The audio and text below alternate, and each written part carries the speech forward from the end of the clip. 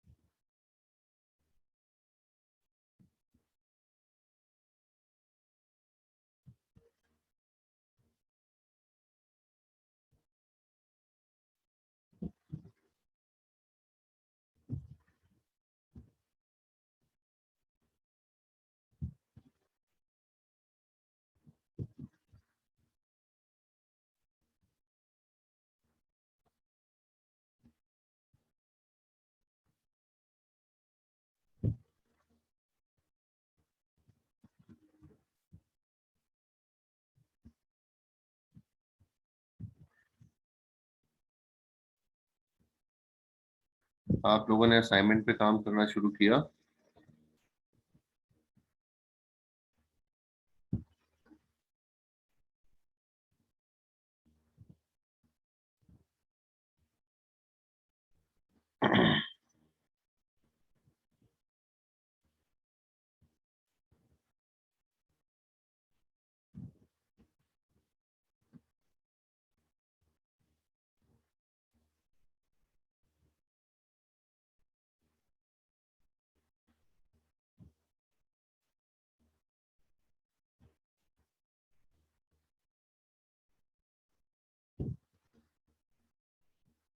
अच्छा, जो भी कैलकुलेशन उसमें होगी वो सारी कैलकुलेशन आपने साथ में शेयर करनी है उसके असाइनमेंट के साथ।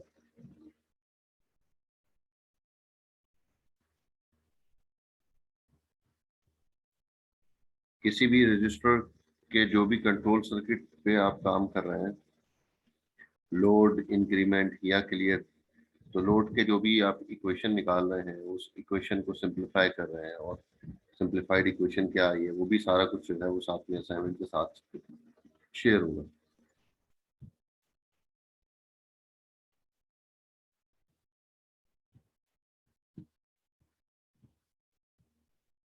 उसकी वजह यह है कि मुझे उसको भी चेक करना है कि कौन जो है वो असाइनमेंट छाप रहा है और कौन जो है वो खुद कर रहा है।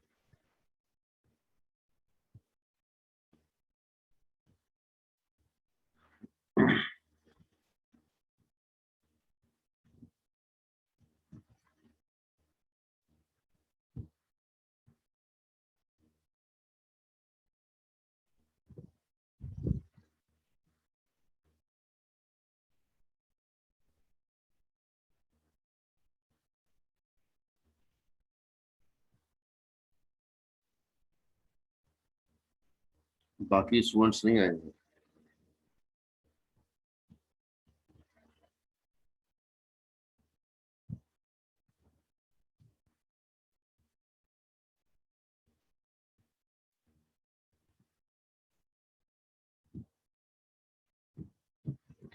अच्छा, चैप्टर नंबर 5 हमने डिस्कस किया था। हमने पूरा उसका आर्किटेक्चर डिस्कस किया था कि हमने सिंपल कंप्यूटर डिजाइन किया था। उसका आर्किटेक्चर किस तरह से डिजाइन होता है, किस तरह से जो है वो उसके माइक्रो ऑपरेशन जो है वो क्रिएट किए जाते हैं, कैसे हार्डवेयर को मैनेज किया जाता है। तो अब हम जो है वो डिस्कस कर रहे हैं कि उसके जो लैंग्वेज है जो या माइक्रो ऑपरेशंस हैं, उस हार्डवेयर को कंट्रोल कैसे किया जाए, उससे काम कैसे लिया जाए। तो उसके लिए हमने डिस्कस किया था कि हम जो है वो सॉफ्टवेयर वाइज जो है वो अगले चैप्टर में डिस्कस करेंगे। चैप्टर 5 में हम हार्डवेयर डिस्कस करें। तो अब इस चैप्टर में हम जो है वो सॉफ्टवेयर के हवाले से हम ये कह रहे हैं कि हम जो हमने कंप्यूटर डिज़ाइन किया है पिछले चैप्टर में, उसकी जो है वो लैंग्वेज पे डिस्कस करेंगे कि किस तरह हम जो है वो लैंग्वेज को कंट्रोल करते हैं किसी भी हार्डवेयर की, और उस पर किस तरह से हम जो है वो काम कर रहे होते हैं उसको कंट्रोल करने के लिए। तो उसमें जो बेसिक टॉपिक जो है मेंशन किए हुए हैं वो सारे यहाँ पर लिखे हुए हैं। आपने प्रोग्रामिंग काफ़ी सारे चैप्टर्स में की हुई है, इसलिए आपको कोई मुश्किल होगी नहीं। आप कुछ बहुत थोड़ा थोड़ा जो है वो इसमें गाइड करना पड़ेगा। लेकिन रिस्ट्रिक्शन जो है वो हार्डवेयर की वजह से हमारे पास लिमिटेड इंस्ट्रक्शंस मौजूद हैं। जो माइक्रो ऑपरेशंस मौजूद हैं वो लिमिटेड हैं, बहुत ज़्यादा क्वांटिटी में नहीं है। इसलिए उनको मद्देनजर रखते हुए हम अपना प्रोग्राम जो है वो डिज़ाइन करेंगे।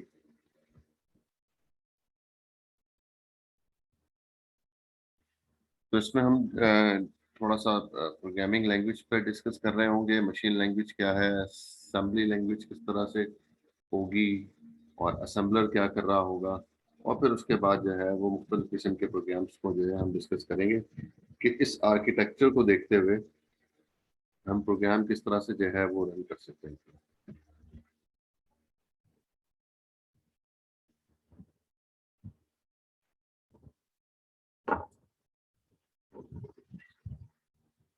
पिछले चैप्टर में हमने जो माइक्रो ऑपरेशंस या इंस्ट्रक्शंस देखी थी, उनकी पूरी जो है वो लिस्ट यहाँ पर दोबारा दिखा रहा है कि ये तमाम इंस्ट्रक्शंस हैं जो हमने पीछे चैप्टर में डिस्कस की थी, और एक एक इंस्ट्रक्शंस को देखा था कि वो किस तरह से फंक्शन परफॉर्म करेंगे। उसके इंटरनल स्ट्रक्चर को भी देखा था कि जो है वो अगर लोड एक्यूमुलेटर की बात कर रहे हैं तो लोड एक्यूमुलेटर कितने क्लॉक पल्स में जो है वो एग्जीक्यूट होगा, और हर क्लॉक पल्स में क्या क्या काम हो रहा होता है, किस किस रजिस्टर में चेंजेस आ रही होती हैं, ये सब हमने जो है वो देखा था। तो इसमें जो है वो तीनों तरह की इंस्ट्रक्शंस मौजूद हैं।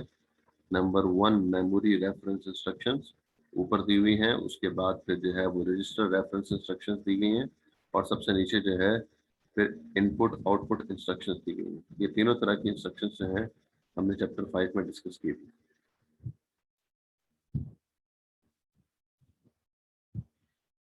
अब इसमें जो है वो हमने तो डिस्कस ये किया था कि सबसे बेहतरीन जो अंडरस्टैंडिंग हार्डवेयर को होती है वो बाइनरी कोड ही होता है, बाइनरी नंबर से।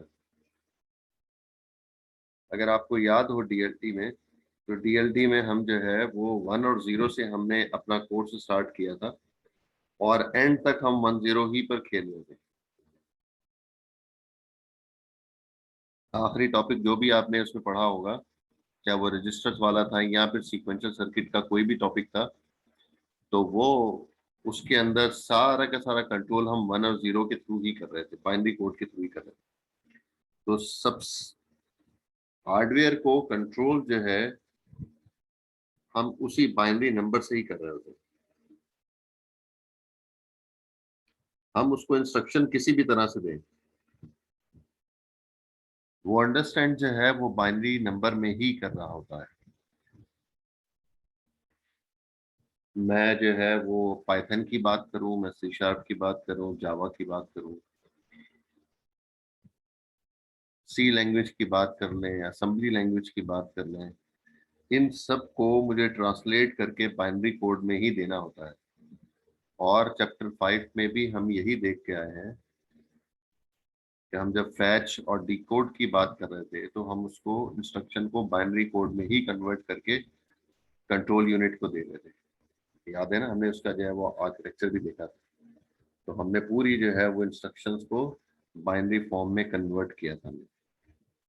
तब जाकर वो सब अंडरस्टैंड करता है कि इसको करना क्या है, कंट्रोल यूनिट को किस मॉड्यूल को जो है वो कौन सा डेटा पास करना है, और मॉड्यूल कौन सा मॉड्यूल जो है वो एक्टिव होगा, बाकी सारे के सारे डिसेबल होंगे, और किस वक्त जो है वो एक्टिव होगा, ये सारा का सारा कंट्रोल जो है हम बाइनरी फॉर्म में ही कर रहे हैं। तो this is a sequence of instructions, an operand in a binary that list the exact representation of instruction as they appear in computer memory। मैं उम्मीद करता हूं कि आपने जो है वो चैप्टर नंबर 5 की एक्सरसाइज जो है वो सॉल्व कर ली होगी। अगर वो आपने सॉल्व की होगी, एक एग्जांपल मैंने जो है वो क्लास के एंड पे करवाई थी, जिसके अंदर इंस्ट्रक्शन जो है वो बताई गई थी कि ये फला फला फला इंस्ट्रक्शन जो है वो परफॉर्म हो रही है, जो कि मेमोरी से हमने उठाया था कोड। फिर हम ये पूछ रहे थे कि इंस्ट्रक्शन एक्चुअली परफॉर्म क्या हो रही है, तो हमने उसको रिवर्स ऑर्डर में जो है वो कन्वर्ट करके देखा था कि इसका बाइनरी कोड क्या है और बाइनरी कोड के इक्विवेलेंस जो है वो इस वक्त क्या ऑपरेशन परफॉर्म हो सकता है। तो इसी तरह से अगर हम इंस्ट्रक्शन को दे दें आपको, तो इंस्ट्रक्शन को जो है वो ट्रांसलेट करके हम बाइनरी फॉर्म में इजीली कन्वर्ट कर सकते हैं। कि अगर हम लिखते हैं लोड एक्यूमुलेटर और जो है मेमोरी लोकेशन बता देते हैं और आखिर में आई लिख देते हैं, तो ये एक तरह के इंस्ट्रक्शन की जो है वो इनडायरेक्ट इंस्ट्रक्शन हो जाएगी। I for indirect instruction. Load accumulator का कोड हमें देना होगा कि लोड एक्यूमुलेटर का कोड क्या है, हेक्साडेसिमल, हेक्साडेसिमल से बाइनरी में। तो तब हमें पता चलेगा कि जो है वो हार्डवेयर किस तरह से जो है वो किस मॉड्यूल को जो है वो एक्टिव कर रहा होगा, किस मॉड्यूल को उसने डिसेबल रखा होगा। तो वो बाइनरी फॉर्म में जब तक नहीं होगा उस वक्त तक पता नहीं चलता। और फिर उसके बाद उसी इंस्ट्रक्शन के अंदर हमारे पास AR का पार्ट भी होता है जो ऑपरेंड को रिप्रेजेंट करता है कि ऑपरेंड मेमोरी में जो है वो कहाँ से मुझे उठा के लाना है।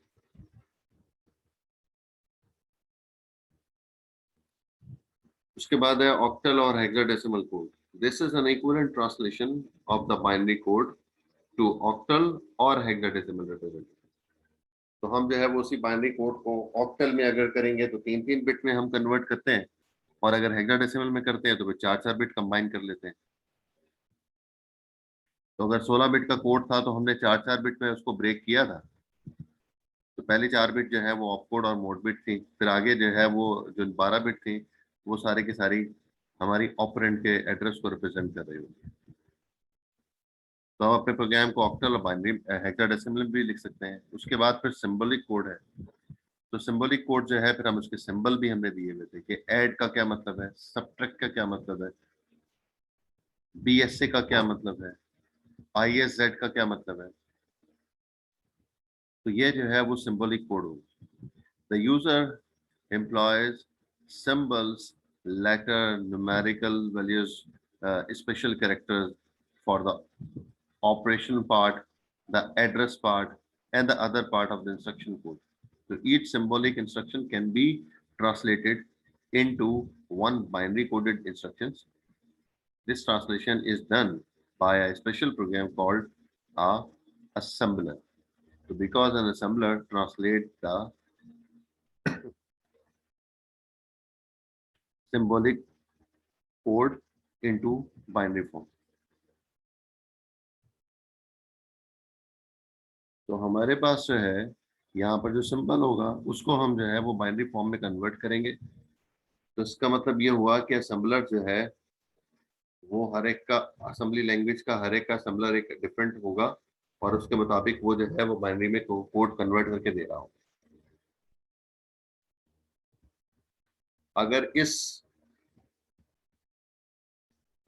असेंबली लैंग्वेज की बात करें जो हम अभी करने जा रहे हैं, हमने चैप्टर 5 में इंट्रोड्यूस की थी, उसके अंदर हमने कहा था कि मल्टीप्लाई का मॉड्यूल नहीं है। इसके अंदर डायरेक्टली आप मल्टीप्लिकेशन नहीं कर सकते, या डिवीजन नहीं कर सकते, या लॉजिकल और ऑपरेशन परफॉर्म नहीं कर सकते।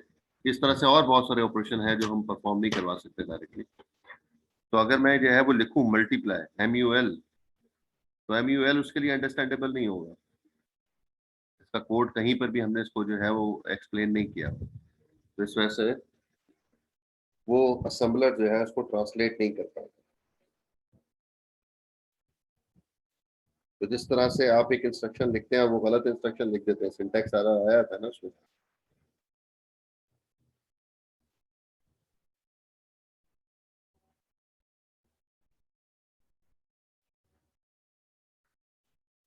तो अगर मैं कहता हूँ कि दिस इज अ बुक, अगर मैं कहता हूँ दिस आर अ बुक, तो आपके कान फौरन चौंक जाते हैं कि this are a book.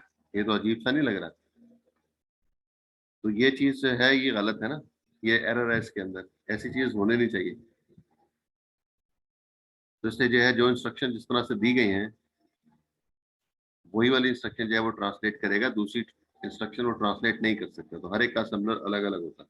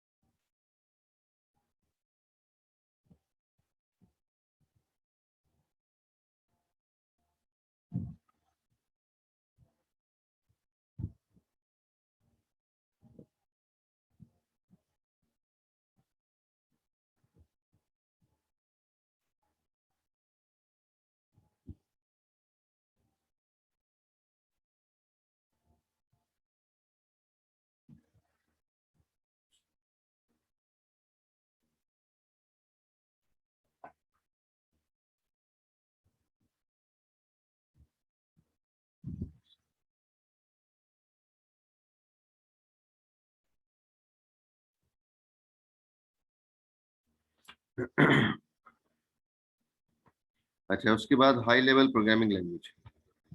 So these are special language developed to reflect the procedure used in the solution of a problem rather than be concerned with the computer hardware behavior.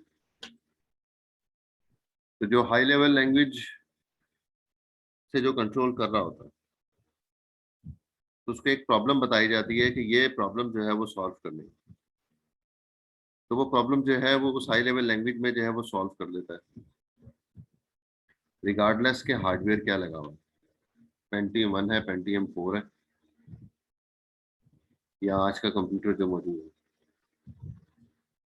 उसको नहीं फर्क पड़ता कि कौन सा हार्डवेयर है. वो एक जो है वो हाई लेवल लैंग्वेज के अंदर उस प्रॉब्लम को सॉल्व करके दे देता है कि ये इस तरह से सॉल्व होगा इस प्रोग्राम में, प्रोग्रामिंग लैंग्वेज, चाहे वो जावा हो, चाहे वो सी शार्प हो, चाहे वो पाइथन हो. An example of a high level programming language is Fortran. Fortran का नाम हो सकता है आपने सुना हो. तो ये भी जो है लैंग्वेज जो है वो हम इसमें जो है वो प्रोग्राम अपना लिखते थे. हमें नहीं कोई फर्क पड़ता कि हार्डवेयर क्या लगा हुआ है उसके अंदर. हम अपना प्रोग्राम उसको लिख कर देते हैं और उसके मुताबिक वो जो है वो सॉल्व कर देता है. तो it employ problem oriented symbols and formats. The program is written in a sequence of statement in a form that people prefer think in when are solving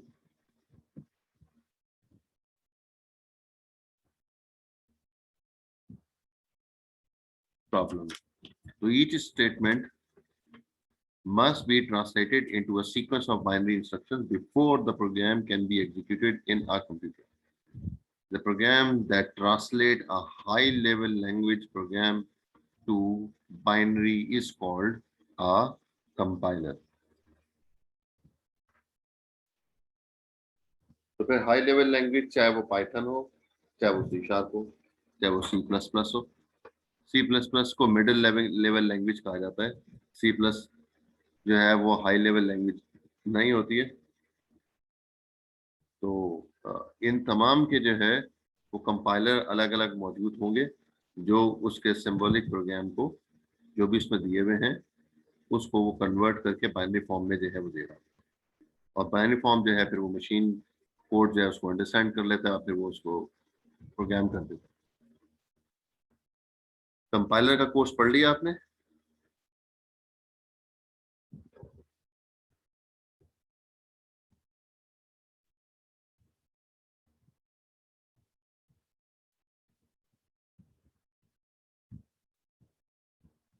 ठीक है, पैरेलल है. हम्माद आबिद. जी सर, अस्सलाम वालेकुम. यूसुफ. हमजा. जी सर.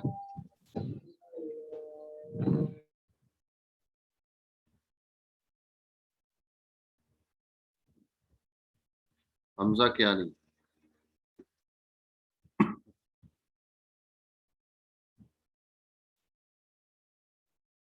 हमजा क्या नहीं.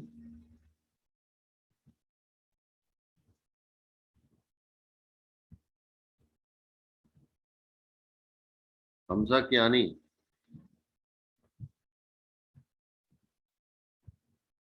हम्माद आबिद.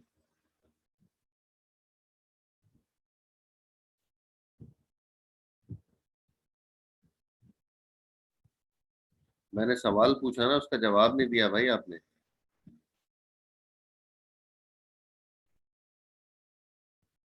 आवाज नहीं आ रही तो इतनी देर से आप बैठे हुए हैं, मेरी आवाज नहीं आ रही है, जवाब कैसे दे रहे हैं? नहीं सर, आपकी आवाज नहीं, मेरी आपको आवाज आ रही है. अभी जवाब कैसे दे रहे हैं जब मेरी आवाज नहीं आ रही? तो बाकियों को तो मेरी आवाज की आवाज आ रही है. आवाज मैं अपनी आवाज की बात कर रहा था सर, मैं अभी बोल रहा था.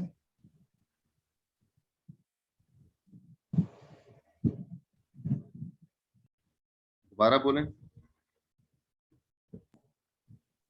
आपको आवाज आ रही है अभी मेरी? जी हाँ, जी आ रही है। सर वो हैंड फ्री का शायद मसला है कोई, मैं बोल रहा था लेकिन आपको आवाज नहीं आ रही। अच्छा, और हमजा कियानी का है? हमजा कियानी, हमजा कियानी। चलिए हमजा कियानी की तरफ से लगाते हैं, ये जब से ज्वाइन किया है ये गायब है।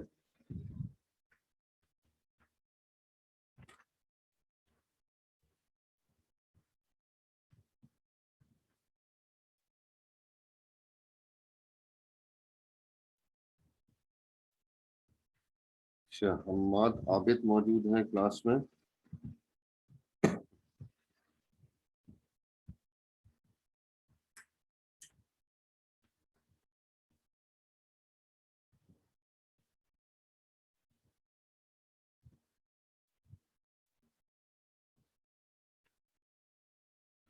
नबिया,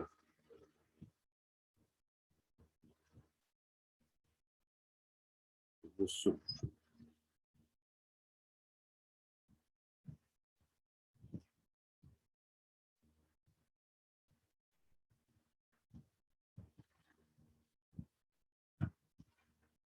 फिजरा,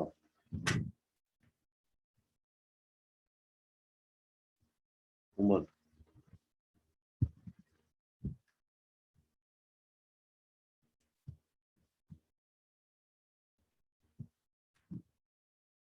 टीना,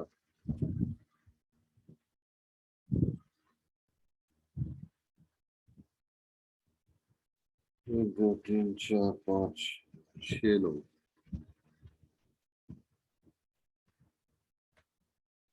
चलिए,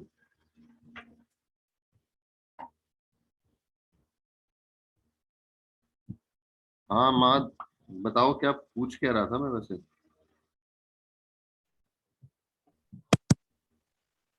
आपके पायलट कंस्ट्रक्शन आपने पढ़ा है नहीं पढ़ा? हाँ ठीक है। जी सर मैंने पढ़ा था।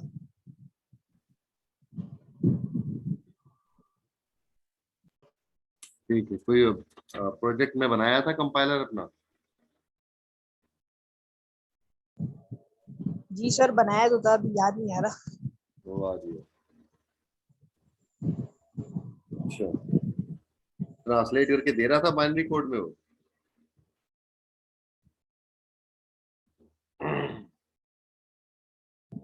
यस सर दे रहा है। अच्छा, खुद बनाया था? सर मतलब ग्रुप में ही बनाया था। अच्छा, लोगों ने बनाया था, आपने देखा था, ओके सही है। नहीं नहीं सर, मतलब साथ ही थे। हाँ, कुछ लोग चाय बनाने के लिए भी तो होते हैं, लोग इतना मेहनत कर रहे होते हैं, काम सर में दर्द हो जाता लेकिन है तो। मैं उन देखने वालों में से नहीं था। अच्छा चलो, अगर सीखा था तो अच्छी बात है। जी सर। फ्यूचर में जो है वो जिस फील्ड में आपने जॉब करनी है उसके लिए बहुत इंपॉर्टेंट है ये।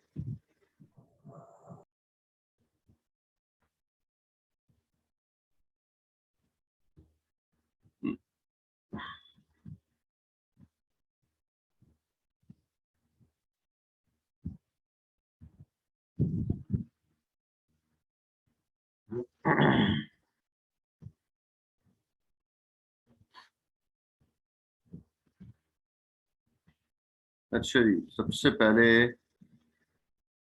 तो हम बाइनरी कोड देख लेते हैं, क्योंकि हमें रिवर्स में आते हैं तो ज्यादा बेहतर है।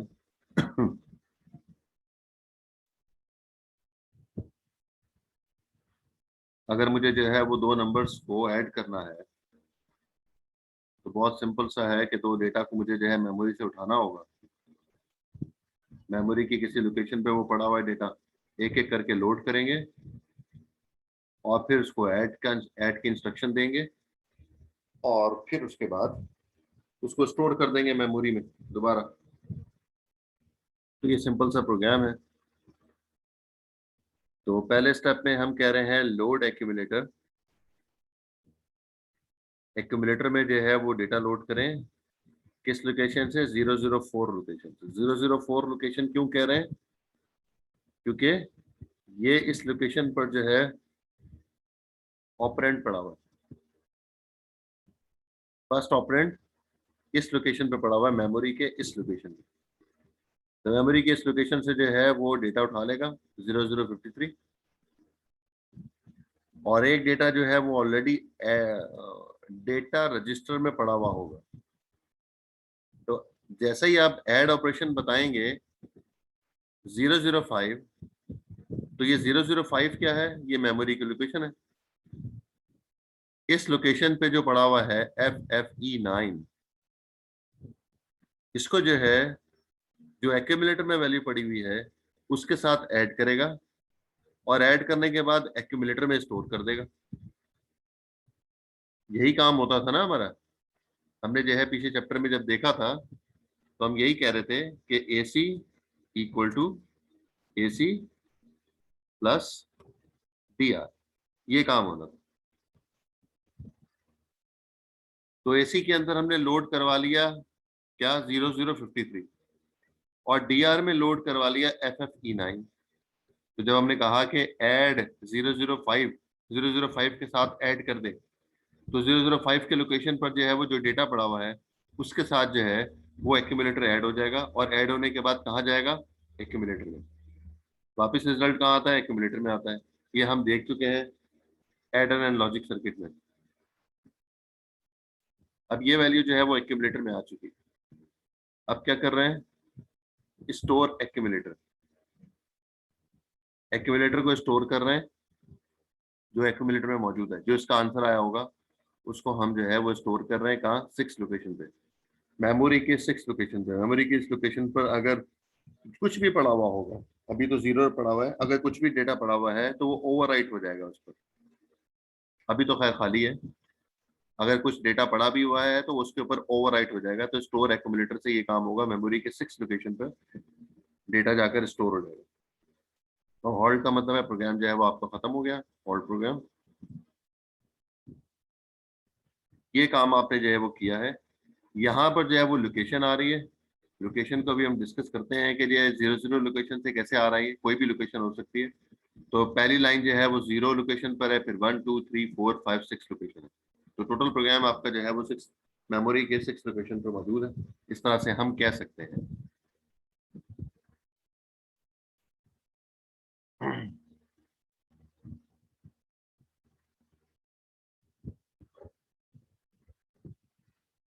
तो ये प्रोग्राम हमने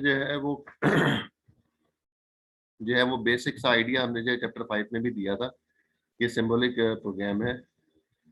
इसके ऊपर अगर हम चले जाएं तो जो असेंबली कोड है वो इस तरह से लिखा जाता है। जैसे हमने पीछे देखा था कि हमने 0 से प्रोग्राम स्टार्ट किया हुआ था, तो वो हमें करना पड़ता है प्रोग्राम स्टार्ट कहाँ से होगा। ORG 100, ORG 50, ORG 200, ORG 1000, ORG 0। तो इसका मतलब ये होगा कि प्रोग्राम को आपको मेमोरी की किस लोकेशन से स्टार्ट करना है। ये ORG 0 जो है ये इंस्ट्रक्शन नहीं है, बल्कि सिर्फ और सिर्फ मेमोरी की लोकेशन को इंडिकेट कर रहा होता है। आखिर में जो एंड लिखा हुआ है ये कोई इंस्ट्रक्शन नहीं है, बस एक सिंबल है जिससे जो है वो पता चल रहा होता है कि ORG यहाँ से प्रोग्राम स्टार्ट हो रहा है और एंड पे जो है वो प्रोग्राम एंड हो रहा होगा। ये इन दोनों की लोकेशन नहीं आ रही होती है, ये किसी लोकेशन पर नहीं मौजूद होगा कि हम कहें कि जो है वो मेमोरी की इस लोकेशन पे ये प्रोग्राम चल रहा है। तो ORG 0 और ORG जो है वो एंड, ये दोनों के दोनों जो है वो असेंबली कोड नहीं है। बाकी प्रोग्राम एज इट इज लिखा हुआ है जो हमने आगे अभी देखा। वहां लिखा हुआ था लोड एक्यूमुलेटर 004। तो लोड एक्यूमुलेटर 004 का मतलब यह है कि लोड एक्यूमुलेटर ए की लोकेशन से उठा के लाए और वो एक्यूमुलेटर में डाल दे। लोड एक्यूमुलेटर कौन सी लोकेशन से, ए की लोकेशन से। मेमोरी की ए लोकेशन जो है वो ये लिखी हुई है कि इस जगह पर डेसिमल 83 पड़ा हुआ है। ये डेसिमल नंबर है, ऑक्टल हो सकता है, बाइनरी हो सकता है, हेक्साडेसिमल हो सकता है, ये सब डिपेंड करते हैं। जो भी आपने लिखना है उसमें मेंशन करना होगा, हेक्साडेसिमल फॉर्म में है, ऑक्टल है, बाइनरी फॉर्म है, जो भी है वो लिखना पड़ेगा। तो ये डेसिमल 83 लिखा हुआ है। तो हमने 4 लोकेशन क्यों कहा था, क्योंकि जो है वो प्रोग्राम हमारा स्टार्ट हो रहा है 0 से। तो 0 से जब स्टार्ट होगा तो पहली जो है जहां पर लिखा हुआ है लोड एक्यूमुलेटर ए वो 0 लोकेशन हो गई, फिर ऐड बी 1 लोकेशन हो गई, स्टोर सी 3 लोकेशन हो गई, हॉल्ट जो है वो 4 लोकेशन पर आ गया। ठीक है, और यहाँ पर जो है वो ए लिखा हुआ है, इधर बी लिखा हुआ है, इधर जो है वो सी लिखा हुआ है। ये प्रोग्राम आपका एंड हो जाएगा यहाँ पे।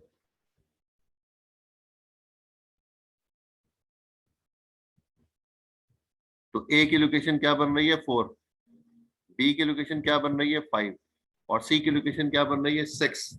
इस तरह से अगर मैं यहाँ पर लिख दूंगा 100 ORG 100, जब मैं यहाँ पर 100 लिख दूंगा तो ये लोकेशन आ जाएगी LDA ए की लोकेशन क्या आ जाएगी 100, एड बी की लोकेशन आ जाएगी 101, स्टोर एक्यूमुलेटर सी की वैल्यू आ जाएगी 102 और हॉल्ट की लोकेशन आ जाएगी 103 और ए की लोकेशन आ जाएगी 104।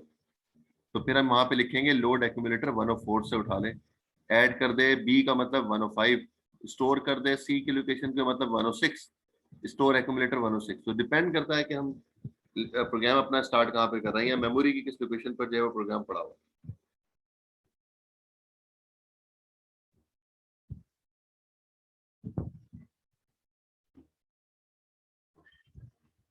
तो ये जो है वो असेंबली कोड है और पीछे अगर चलें तो इसको हम ट्रांसलेट करते हैं हेक्साडेसिमल फॉर्म में। ये हेक्साडेसिमल फॉर्म आ गई। अब इसको जो है वो ढूंढना कोई मुश्किल काम नहीं है। हमने लिखा था लोड एक्यूमुलेटर, मेमोरी लोकेशन कौन सी थी 004। लोड एक्यूमुलेटर का कोड क्या है, इस चैप्टर के शुरू में भी गुजरा है और चैप्टर 5 में भी आया था।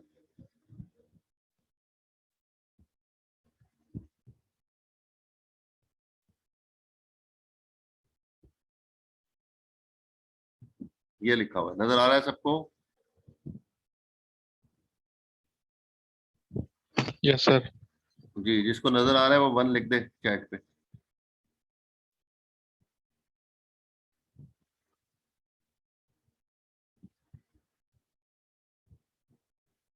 हमजा क्या नहीं अभी भी नहीं है?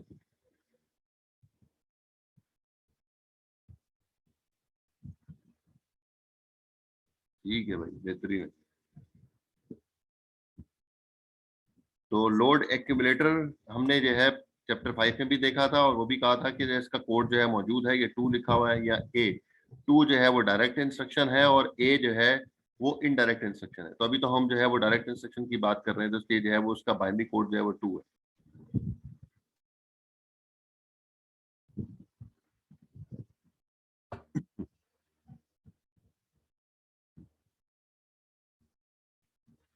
ये लिखा हुआ है। तो लोड एक्यूमुलेटर 2 और फिर जो है वो 12 बिट का एड्रेस पार्ट आता है AR। तो AR कौन सी लोकेशन पर है 004, अभी हमने पीछे देख कर आ रहे हैं। तो 004 ये लिख दिया। तो ये एक पूरी की पूरी इंस्ट्रक्शन जो है वो 16 बिट की आ गई है। इसको मैं यहीं पर ही बाइनरी कोड में कन्वर्ट कर देता हूँ, आगे भी लिखा हुआ है वैसे तो, लेकिन बाइनरी कोड में जब हम ब्रेक करेंगे इसको तो 0010 ये आ गया ऑप कोड और मॉड बिट। तो क्योंकि हमने लोड एक्यूमुलेटर लिखा था, डायरेक्ट इंस्ट्रक्शन लिखी थी, इसलिए जो है वो ऑप कोड के साथ जो मॉड बिट है वो 0 है। फिर उसके बाद 004 लोकेशन है 1 2 3 4 1 2 3 4 और 0 1 0 0, ये जो आ गया 004। तो ये पूरी की पूरी इंस्ट्रक्शन 16 बिट की इस तरह से ट्रांसलेट हो गई और जो कि IR से हमने जो है वो IR में डाला है इसको जाके।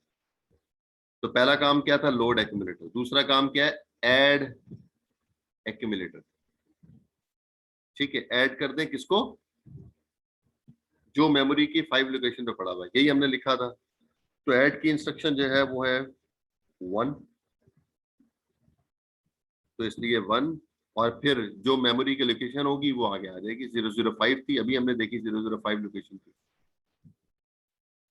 और यहां से भी नजर आ रहा है, ये देखें 4 पे पहला ऑपरेंड पड़ा हुआ है, 5 पे दूसरा ऑपरेंड पड़ा हुआ है। स्टोर करना है हमने मेमोरी की 6 लोकेशन पे जाके फाइनल आंसर। और फिर उसके बाद जो है हमने क्या कहा स्टोर एक्यूमुलेटर। स्टोर एक्यूमुलेटर का मतलब है कि आप देख लें वहां पे जाके कोड जो है वो 3 लिखा हुआ है उसका। Store accumulator. और 006 कहाँ से आया? अभी हमने बताया कि हमने मेमोरी की 6 लोकेशन पर जाकर अपना रिजल्ट स्टोर करना है।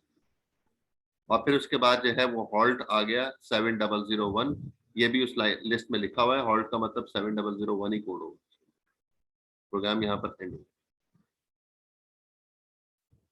ये पहला ऑपरेंड हो गया, ये दूसरा ऑपरेंड हो गया, और ये मेमोरी की वो लोकेशन है जहां पर मुझे फाइनल रिजल्ट जाकर स्टोर करना।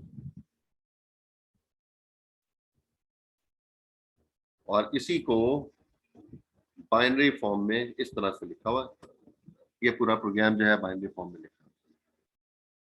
सबसे पहले जो है वो लोड एक्यूमुलेटर, उसके बाद फिर हमने ऐड कर दिया, फिर उसके बाद स्टोर कर दिया, फिर हॉल्ट हो गया, और बाकी जो है वो 4 लोकेशन 5 लोकेशन पर जो है वो ऑपरेंड पड़े हुए हैं, और 6 लोकेशन के ऊपर जो है वो हमें जाके डेटा स्टोर करना है फाइनल आंसर। ये पूरा प्रोग्राम है जो हमने जो है वो 3-4 स्लाइड में देखा था। ये हमने असेंबली कोड लिखा, ये उसका जो है वो सिंबॉलिक प्रोग्राम आ गया, ये जो है हेक्साडेसिमल फॉर्म आ गई, और ये बाइनरी फॉर्म।